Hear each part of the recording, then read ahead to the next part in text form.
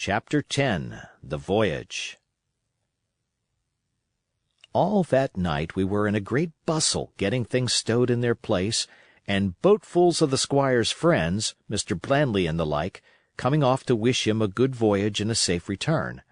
We never had a night at the Admiral Benbow when I had half the work, and I was dog-tired when, a little before dawn, the boatswain sounded his pipe and the crew began to man the capstan bars. I might have been twice as weary, yet I would not have left the deck, all was so new and interesting to me. The brief commands, the shrill note of the whistle, the men bustling to their places in the glimmer of the ship's lanterns. "Now, Barbecue, tip us a stave!" cried one voice. "The old one!" cried another. "Aye, aye, mates," said Long John, who was standing by, with his crutch under his arm, and at once broke out in the air and words I knew so well. 15 men on the dead man's chest. And then the whole crew bore chorus, "Yo-ho-ho, and a bottle of rum," and at the third ho drove the bars before them with a will. Even at that exciting moment, it carried me back to the old Admiral Benbow in a second, and I seemed to hear the voice of the captain piping in the chorus.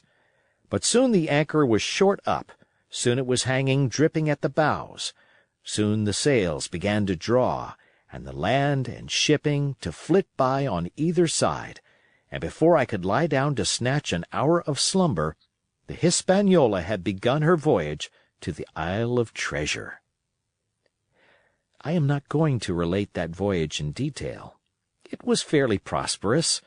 The ship proved to be a good ship, the crew were capable seamen, and the captain thoroughly understood his business. But before we came the length of Treasure Island, 2 or 3 things had happened which require to be known. Mr. Arrow, first of all, turned out even worse than the captain had feared. He had no command among the men, and people did what they pleased with him.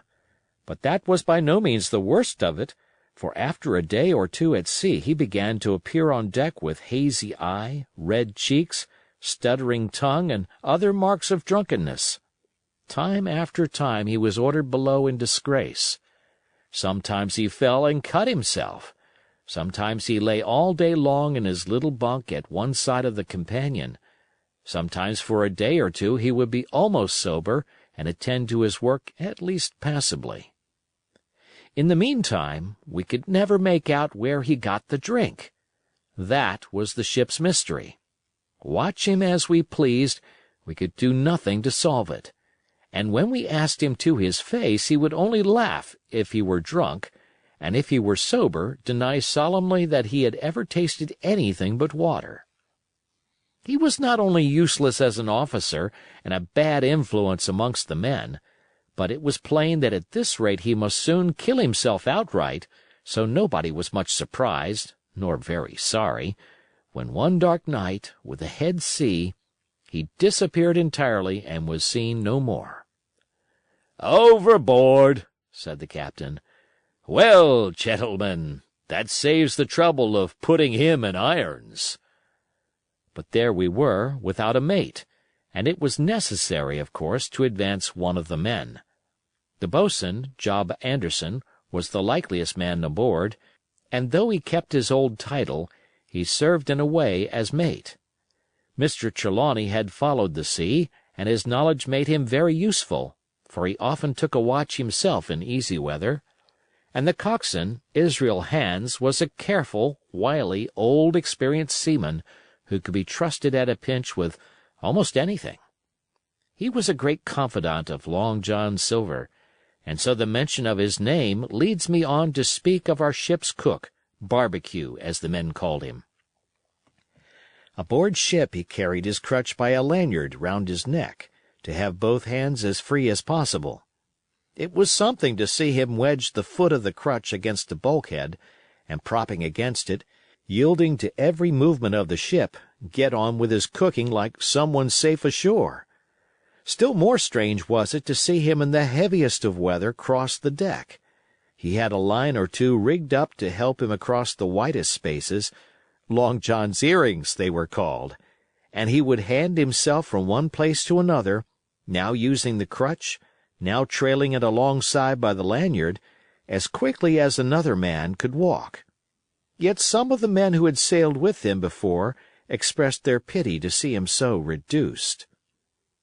"He's no common man, Barbecue," said the coxswain to me. "He had good schooling in his young days, and can speak like a book when so minded. And brave? A lion's nothing alongside of Long John. I seen him grapple 4 and knock their heads together, him unarmed." All the crew respected and even obeyed him. He had a way of talking to each and doing everybody some particular service. To me he was unweariedly kind, and always glad to see me in the galley, which he kept as clean as a new pin, the dishes hanging up burnished, and his parrot in a cage in one corner. "Come away, Hawkins," he would say. "Come and have a yarn with John. Nobody more welcome than yourself, my son. Sit you down and hear the news. Here's Captain Flint. I call my parrot Captain Flint after the famous buccaneer. Here's Captain Flint predicting success to our voyage. Wasn't you, Captain?" And the parrot would say with great rapidity, "Paces of 8, paces of 8, paces of 8," till you wondered that it was not out of breath, or till John threw his handkerchief over the cage. "Now, that bird," he would say, "is maybe 200 years old, Hawkins. They live forever, mostly, and if anybody's seen more wickedness, it must be the devil himself. She sailed with England, the great Captain England, the pirate. She's been at Madagascar, and at Malabar, and Surinam, and Providence, and Portobello. She was at the fishing up of the wrecked plate ships. It's there she learned pieces of 8, and little wonder. 350,000 of 'em, Hawkins. She was at the boarding of the Viceroy of the Indies out of Goa, she was, and to look at her you would think she was a babby. But you smelt powder, didn't you, Captain?" "Stand by to go about," the parrot would scream. "Ah, she's a handsome craft, she is," the cook would say, and give her sugar from his pocket, and then the bird would peck at the bars and swear straight on, passing belief for wickedness. "There," John would add, "you can't touch pitch and not be mucked, lad. There's this poor old innocent bird of mine swearing blue fire, and none the wiser you may lay to that. She would swear the same, in a manner of speaking, before Chaplain." And John would touch his forelock with a solemn way he had that made me think he was the best of men. In the meantime, the squire and Captain Smollett were still on pretty distant terms with one another. The squire made no bones about the matter. He despised the captain. The captain, on his part, never spoke but when he was spoken to, and then sharp and short and dry, and not a word wasted. He owned, when driven into a corner, that he seemed to have been wrong about the crew, that some of them were as brisk as he wanted to see, and all had behaved fairly well. As for the ship, he had taken a downright fancy to her. "She'll lie a point nearer the wind than a man has a right to expect of his own married wife, sir. But," he would add, "all I say is we're not home again, and I don't like the cruise." The squire, at this, would turn away and march up and down the deck, chin in air. "A trifle more of that man," he would say, "and I shall explode." We had some heavy weather, which only proved the qualities of the Hispaniola. Every man on board seemed well content, and they must have been hard to please if they had been otherwise, for it is my belief there was never a ship's company so spoiled since Noah put to sea. Double grog was going on the least excuse. There was duff on odd days, as, for instance, if the squire heard it was any man's birthday, and always a barrel of apples standing broached in the waist for any one to help himself that had a fancy. "Never knew good come of it yet," the captain said to Dr. Livesey. "Spoiled forecastle hands make devils. That's my belief." but good did come of the apple barrel, as you shall hear, for if it had not been for that, we should have had no note of warning, and might all have perished by the hand of treachery. This was how it came about. We had run up the trades to get the wind of the island we were after. I am not allowed to be more plain. And now we were running down for it with a bright lookout day and night. It was about the last day of our outward voyage by the largest computation. Sometime that night, or at latest before noon of the morrow, we should sight the treasure island.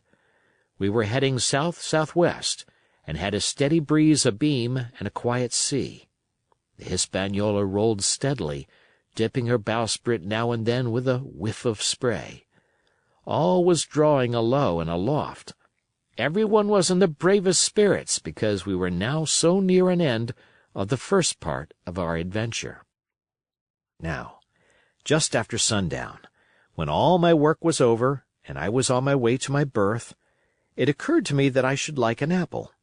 I ran on deck. The watch was all forward looking out for the island. The man at the helm was watching the luff of the sail and whistling away gently to himself, and that was the only sound excepting the swish of the sea against the bows and around the sides of the ship. In I got bodily into the apple barrel, and found there was scarce an apple left.